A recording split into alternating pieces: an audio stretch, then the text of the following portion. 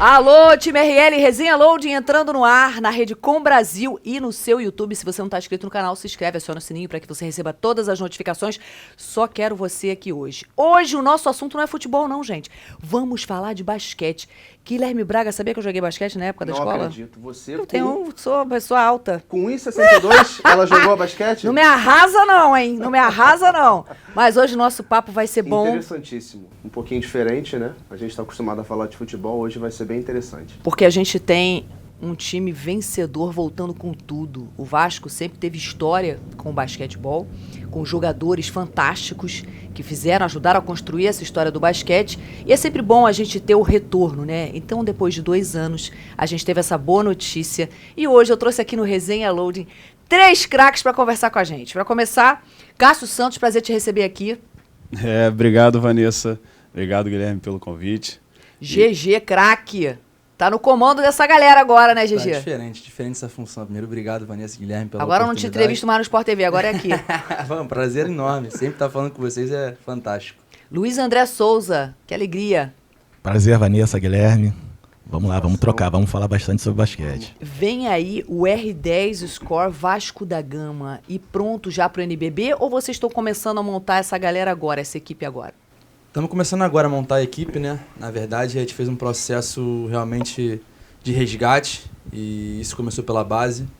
Então, acho que a escolha que foi feita para comandar a nossa base, que foi o Cássio e o Luiz André junto comigo nesse desafio, porque a gente sabe que lá na frente essa colheita vai começar pela base. Então, não adianta a gente pensar só... E a base a gente está falando a partir de que categoria? Sub-13, Sub-14 e Sub-15 esse ano. Essa temporada já começou, estamos no meio da temporada.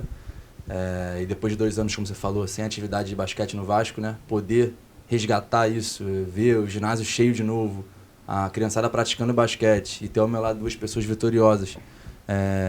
O Luiz André é o treinador mais vitorioso do Rio de Janeiro. O Cássio, a identificação que ele tem com o Vasco, o atual campeão da categoria Sub-14. Incrível. Então, foram escolhas realmente a dedo para poder estar nesse desafio comigo. E, lógico, montando, ponderando, planejando a chegada no profissional. Só pra gente rememorar na cabeça da galera, fala aí uns jogadores que passaram pelo Vasco. Eu recebi recentemente na Vasco TV as filhas do Charles Bird. E, cara, que incrível, né? Você pensar que o Charles Bird jogou no Vasco. Quem mais jogou no Vasco? Cara, acho que a geração do Charles Bird, né? Aquele time fantástico, né? Charles Bird, Alinho, Demetrios, Vargas, Rogério, Ailton, Sandro Varejão, o Nenê, que foi para a NBA, saiu do Vasco direto para a NBA. Então, assim, são nomes que marcaram a geração de ouro do Vasco, né? Se a gente voltar lá atrás, então, tem o Birabello, Charuto, me ajuda aí, do Brasília. A geração do Pérez também, né? Dos dominicanos. Birabello, né? Já foi dito. Bira, né? querido amigo, meu comentarista. Então, assim, o Vasco tem uma história muito grande em relação ao basquete, né? Então, esse tempo que ficou ausente foi uma coisa que não só o basquete sentiu, mas o Rio de Janeiro sentiu essa falta, essa ausência. Ter só um clube jogando e tudo é uma coisa que faz falta. Então, acho que esse retorno, esse resgate da modalidade para o clube é uma coisa que vai atingir muita coisa, não só a modalidade. Assim, é muito difícil vocês acharem jogador para o basquete, porque o celeiro aqui no Brasil é um pouco menor. Acho que dá pra gente falar que o futebol está para o Brasil, assim como o basquete está para os Estados Unidos, a maior liga do mundo. Mas a gente manda muita gente pra NBA, né? É muito difícil achar jogador aqui por conta desse celeiro mais limitado?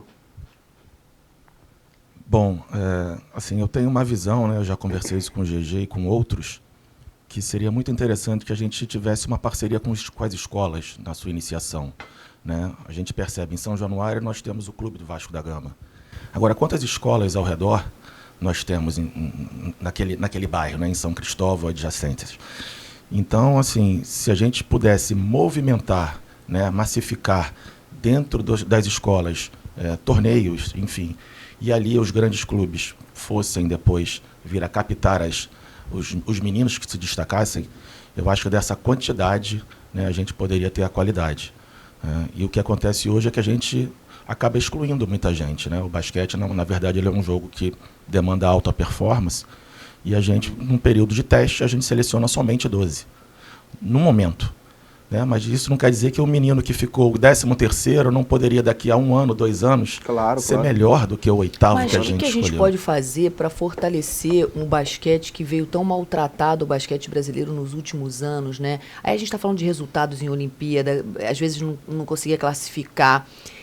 Por que isso aconteceu? A gente sabe que nos Estados Unidos você tem um celeiro maior porque é um esporte que toda criança, assim como o futebol funciona aqui no Brasil, deles. Lá na cultura deles todo mundo tem uma tabela em casa e todas as crianças jogam. É uma questão cultural? Como é que vocês enxergam isso? Assim, eu particularmente, né, pegando esse gancho aí do que o Luiz comentou, falando de um passado não tão distante, né, nós víamos aí equipes tradicionalíssimas, né, como Olaria, Mackenzie, né, que também eram celeiros de atletas, né, e aos poucos isso veio se perdendo, acredito eu também, pela massificação de outros esportes, né. Você vê a molecada hoje, além do basquete, praticando, tendo outros tipos de atividade. Mas eu encaro isso como assim, você vive de ídolos, né? O esporte vive de ídolos. Então, eu lembro que eu fui assistir com os meus filhos o filme, né? A série, eu acho, sobre a Serena e a Venus. E eles imediatamente terminou a série, mamãe, vamos descer para jogar tênis. Porque é isso. Aquilo inspira a criança. Claro. Então, quando você tem ídolos naquele ambiente, naquele esporte, aí pode ser o Guga no tênis, né? Uma geração inteira jogou tênis por causa do Guga. Mas isso precisa se renovar. Essa é a questão, né? Sem dúvida. Eu acho que a grande dificuldade, como você falou, né? Esse período de ausência em competições importantes, falta de títulos impactantes, isso mexe não só com a modalidade, mas com a criançada. Que as crianças gostam, como você falou, de ter ídolo, de se identificar com a pessoa. Então, assim, você vê o futebol o tempo inteiro na mídia, aonde você passa tem gente jogando futebol. O vôlei passou um momento fantástico também, ganhando Olimpíada atrás de Olimpíada, Mundial. E você vê muita gente querendo fazer vôlei, só que você não vê praça. Na praça você não vê uma quadra de vôlei para as crianças poderem jogar. Basquete você vê, só que aí o aro está quebrado, a tabela não tem. Então, assim, eu acho que culturalmente a gente fica muito, muito, muito refém só do futebol. Você vai em praças públicas, no aterro, por exemplo. Você vai no aterro, tem um monte de gente jogando basquete. Só que a tabela está quebrada, o aro para baixo, não tem rede. Então, assim, eu acho que esse cuidado da cidade, né, do lugar, com a modalidade, de querer praticar, de querer investir, de querer atrair as coisas, é uma coisa que funcionaria muito. Por exemplo, o tênis, hoje você vê algumas quadras de tênis assim, públicas, em lugares públicos. Mas para você jogar realmente todos os dias, você tem que se inscrever num clube, você tem que ir para um condomínio que tenha. Você não tem facilidade. Isso vai dificultando cada vez mais a prática da modalidade do esporte. Então, assim, eu acho que o facilitador vamos crescer, vamos expandir, cara. Vamos nas praças, vamos melhorar as quadras, vamos fazer, ao invés de só campo de futebol, vamos fazer quadras poliesportivas, botar a rede de vôlei, ajeitar as tabelas de basquete. Porque a quadra poliesportiva, ela favorece os outros esportes também. Exatamente. E na escola, eu lembro de jogar vôlei, basquete e handball. Exatamente. Eram os esportes que a escola proporcionava. Se você parar numa praça, uma pelada de futebol, pra você falar que você quer jogar handball, pô, você tem que sair correndo, porque o nego vai te pegar, vai atrás de você de qualquer jeito. Ele não tá mentindo. Não é? Falando em ídolo, hoje a NBA tá com um hype muito alto, né? A gente tem o LeBron, tem o Curry. Vocês acham que essa galera tem influenciado a garotada aqui no Brasil? Porque você abre a rede social hoje, você abre seu Instagram, você tem resenha, você tem jogadas maravilhosas do LeBron, do Curry, enfim. Você acha que tem influenciado? Eu vou deixar essa resposta para os técnicos, que eles que passam essa É o que muitos dizem, né? O basquete, ele vai além de um esporte, né? Ele é um estilo, né? Muitas das vezes ele é um estilo de vida, né? Um estilo de se vestir, um estilo... Então verdade. Isso também... Verdade. Então isso influencia muito, né? No dia a dia deles, né? Do corte de cabelo, né? No tênis, né? Então isso é super interessante. Eu acho que esse hype tem ajudado no crescimento do basquete aqui no Brasil. É perfeita essa observação do Cássio. E a gente vai até mais além, né, Cássio? De vez em quando a gente, com os meninos lá de 13, 14, 15, eles querem fazer jogadas mirabolantes, que nem os atletas de NBA. E a gente chega pra garotada, calma, ainda vocês não estão nesse estágio. Mas enfim, realmente é um estilo de vida. Você vê a garotada querendo botar aquele short mais comprido, né? Usar aquela camiseta, cabelo totalmente Nossa, se diferenciado. você pensar que a Nike tem a linha Jordan, é um Eu ia negócio... falar agora. É um Quer negócio- usar o Jordan? É um conceito de vida, realmente. É um estilo. E se você olhar pro americano, ele é assim. Você olha a molecada toda é assim. Domina. Realmente é um conceito, né, que você falou. Saiu até agora o filme da história Cara, é algo fantástico. Parar pra ver com calma, estudar aquilo ali, realmente foi pensado Genial, realmente. para aquilo. E hoje, assim, acredito que é a maior marca do mundo de qualquer esporte. O Jordan, qualquer pessoa quer usar. É uma coisa assim, assustadora. E não é barato. Nem um pouco. Não, a Nike acertou muito fazendo essa parceria com o Jordan. Aproveitando que a gente está falando de Jordan, NBA, vocês acham que o Brasil ele tem esse desejo de enviar jogadores para a NBA para fazer o nosso nome ou não? O interesse é manter o jogador aqui para fortalecer ainda mais a nossa liga? Cara, essa é uma questão muito, muito, muito complicada. Porque eu vou te falar os fatores que envolvem nisso. Claro. Os atletas sonham em chegar na NBA. Isso é um fato. Isso não tem discussão. Porque é uma virada de chave, é carreira, é uma dinheiro. independência Mercado financeira. milionário. Assim como um exatamente. jogador de futebol quer jogar a Premier League. Exatamente. Perfeito. Só que existem pontos contra. Porque, um exemplo, o calendário de lá é muito largo, muito extensivo. Então, às vezes, a pré-temporada que você vai fazer lá, com o seu time, para você ganhar seu espaço, melhorar o seu contrato, coincide com o campeonato com a sua seleção. E aí você vem para a seleção, você se machuca, o clube lá não aceita por questão de seguro. Então, assim, começam a ter embates muito complicados. Então, eu acho que um pouco desse problema que começou a se gerar em relação a campeonatos de seleção com o calendário da NBA, muito se deve a isso. Se você parar para perceber, os últimos campeonatos importantes, mundial, tudo, não são todos os jogadores da NBA que vêm, os principais.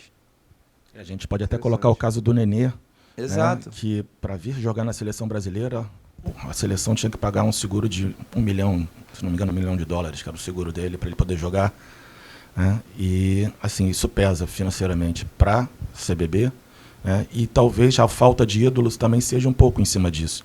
Eu acho que o Nenê poderia ser um grande nome. Ele jogou 17 temporadas, 18 temporadas na NBA, em alto rendimento. Né? Mas Muito ele tempo. ele viveu lá. Né? Ele não veio para cá, não interagiu com a garotada, não...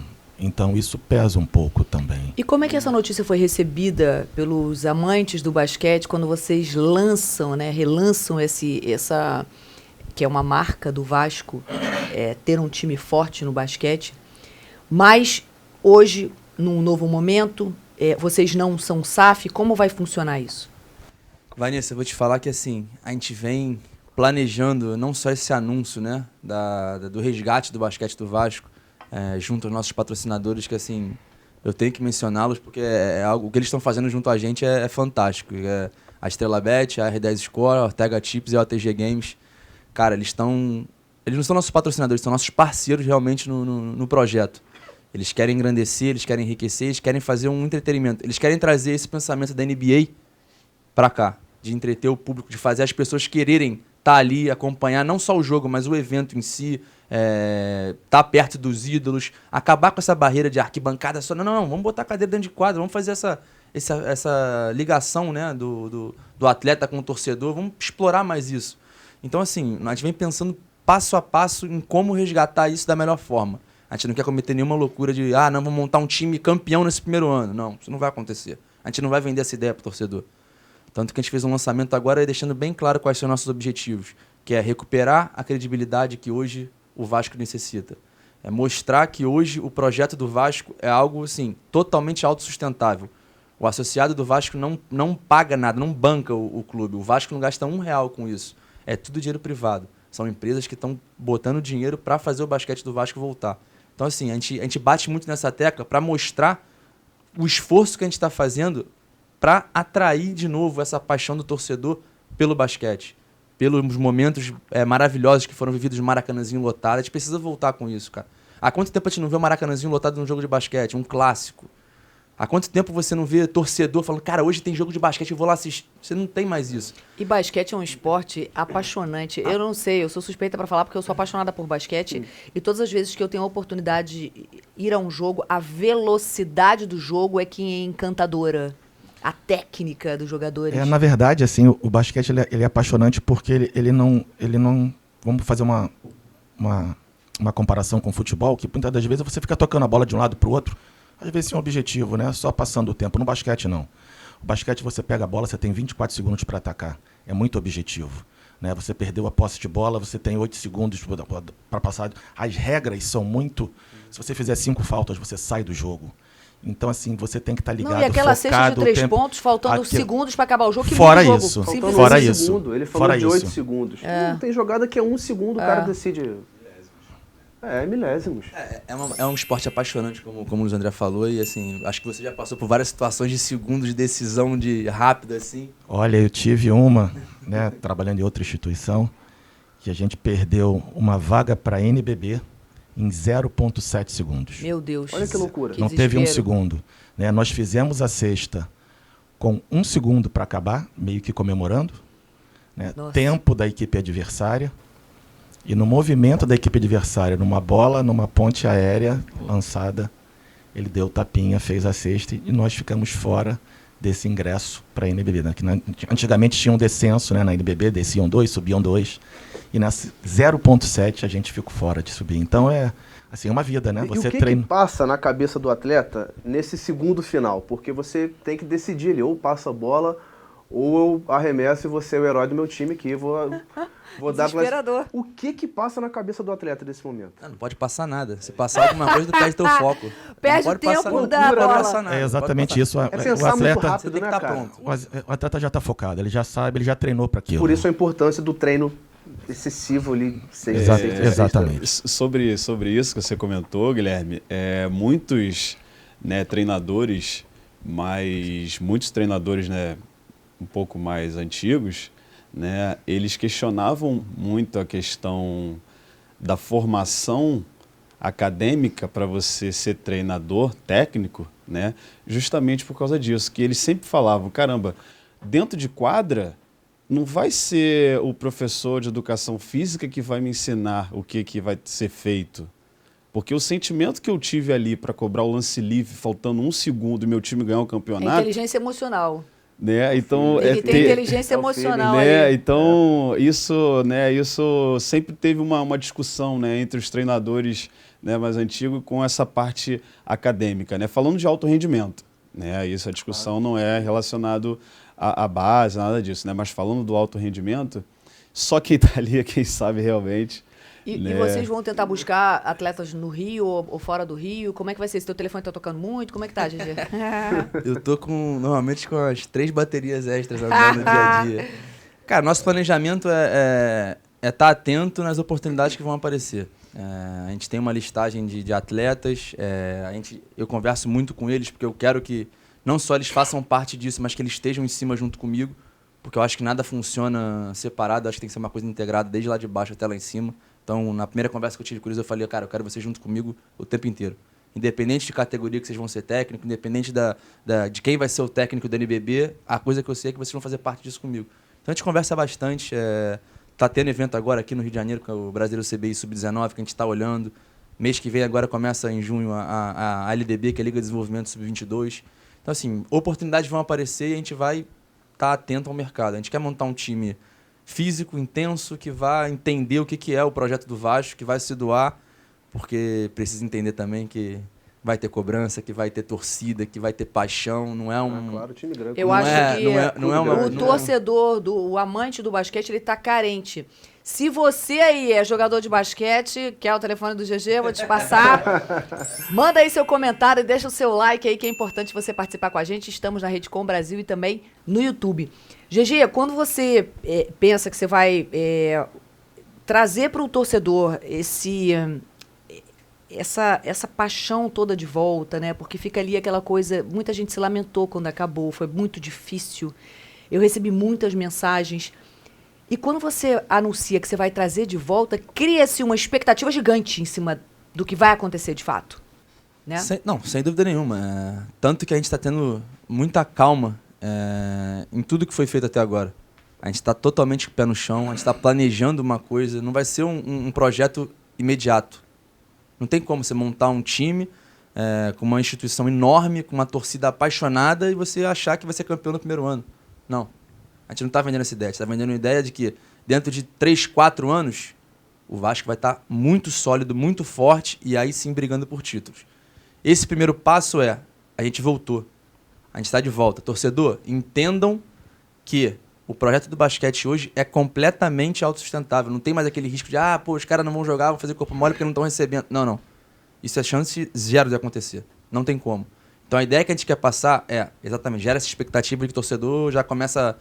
traz o LeBron James, traz o Stephen Curry, vamos ser campeão. Sensacional. Não é torcedor, a gente sabe como é que é, né? Cara, torcedor é assim, fizeram a montagem do LeBron com a camisa do Vasco. Eu acredito. E me mandaram. Ele tá vindo mesmo. Então, assim, são coisas que o torcedor tem essa paixão. Não tem jeito. Então, assim, a gente tem que ser muito sincero com eles também. Então, a gente tem todo o cuidado, tanto pros meninos que estão começando, quanto pro torcedor que vai ser o nosso combustível ali, né? De entender que o projeto é uma coisa a longo prazo. A gente está com empresas que querem fazer do Vasco algo gigante. Querem gerar entretenimento, querem fazer para o torcedor mais um motivo de alegria, de, vamos levar minha família para assistir. Então, assim, são ideias que vão agregar e muito na retomada dessa modalidade. A gente costuma dizer que é o resgate, né? A gente está batendo nessa tecla, é o resgate, não é um recomeço, não. É o resgate de uma era hiper vitoriosa, de uma camisa que realmente pesa e muito, de torcedores apaixonados. Então, assim, foi um barulho muito grande que foi feito na terça-feira. A gente está muito feliz com o resultado. E agora nós vamos trabalhar, né? E em relação a isso que o GG comentou, né? A gente sempre bate nessa tecla, porque no dia 3 de fevereiro, o Vasco não existia no cenário mundial para o basquete.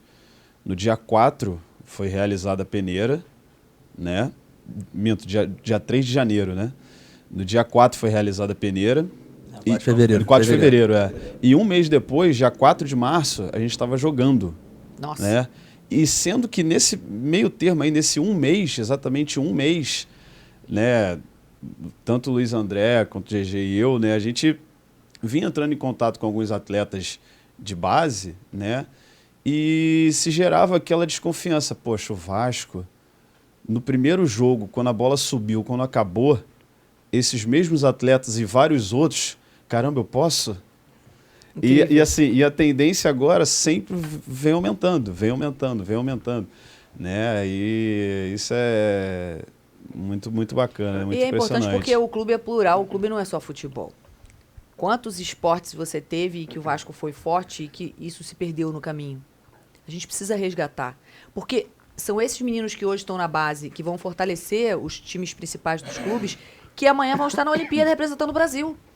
Precisa fortalecer a base do basquete para que a gente possa voltar a ter a força que a gente tinha no basquete mundialmente. Ontem teve um comentário também no Twitter, né? Rede social é fogo, que gerou um desconforto.